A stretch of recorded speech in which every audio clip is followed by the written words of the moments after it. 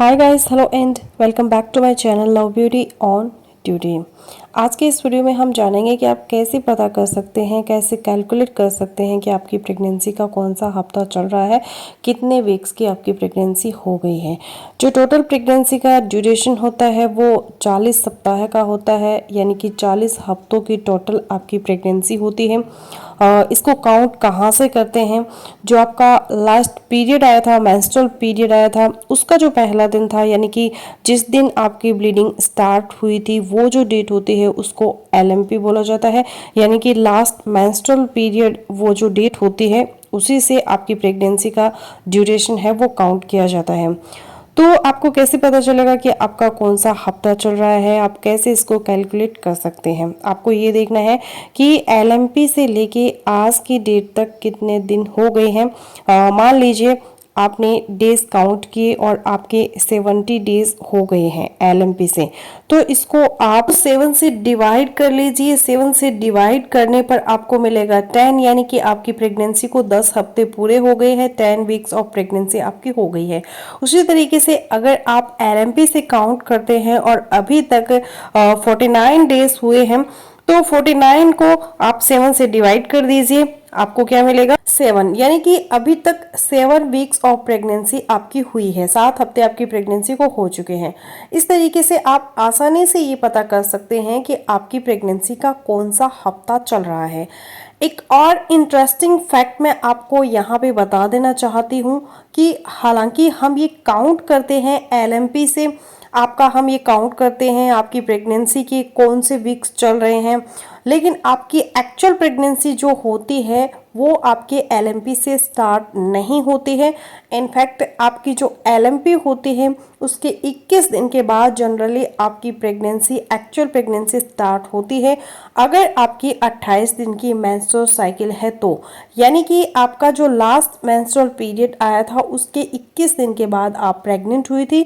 ऐसा इसलिए होता है कि जो लास्ट मेंस्ट्रुअल पीरियड था उसके जनरली 14 दिन के बाद आपका ओवुलेशन होता है, यानी अंडा रिलीज होता है आपकी ओवरी में से, और उसी टाइम पर करीब ओवुलेशन आपका हो जाता है, पर तुरंत प्रेगनेंसी नहीं होती, क्योंकि उसके बाद भी 1 हफ्ता या 6 दिन का टाइम आपके उस एम्ब्रियो को लगता है। वो आपकी फैलोपियन ट्यूब में 2 से 3 दिन बिताता है। उसके बाद फिर आपके यूट्रस में, आपके बच्चेदानी में 2 से 3 दिन बिताता है, और जब वो डेवलप होके ब्लास्टोसिस्ट नाम की एक स्टेज होती है उसमें पहुंच जाता है, तब वो जाके आपकी यूट्रस यानी कि बच्चेदानी की लाइनिंग होती है उसमें इम्प्लांट होता है, यानी कि चिपकता है। जब वो चिपक जाता है आपकी यूटेराइन लाइनिंग से, तब आपकी प्रेगनेंसी शुरू होती है, एक्चुअल प्रेगनेंसी। तो अब आप सोचेंगे तो फिर वहाँ से क्यों नहीं कैलकुलेट किया जाता है कि प्रेगनेंसी का कितना ड्यूरेशन हो गया है, या कितने सप्ताह है कि हमारी प्रेगनेंसी हो चुकी है, या कितने वीक्स की प्रेगनेंसी।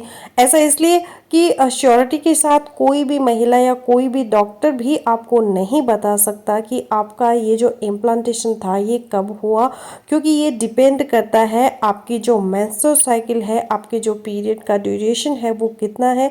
अलग अलग महिलाओं में अलग अलग होता है, जैसे कि किसी में 28 दिन का, किसी में 30 दिन का, किसी में 32 दिन का, इस तरीके से होता है।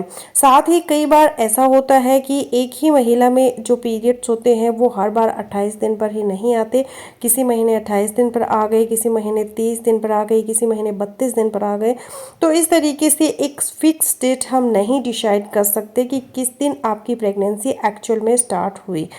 तो इस प्रॉब्लम को ओवरकम करने के लिए एक डेट जो आपकी ली जाती है जो फिक्स है, यानी कि जो आपका LMP था, जो आपका लास्ट मेंस्ट्रुअल पीरियड आया था उसका पहला दिन था आपका जब ब्लीडिंग स्टार्ट हुई थी, वो डेट फिक्स होता है। तो हमेशा जब भी कैलकुलेट करते हैं प्रेगनेंसी का ड्यूरेशन, प्रेगनेंसी के वीक्स या प्रेगनेंसी के मंथ्स, तो वो उसी एक डेट यानी कि आपकी LMP से कैलकुलेट किया जाता है।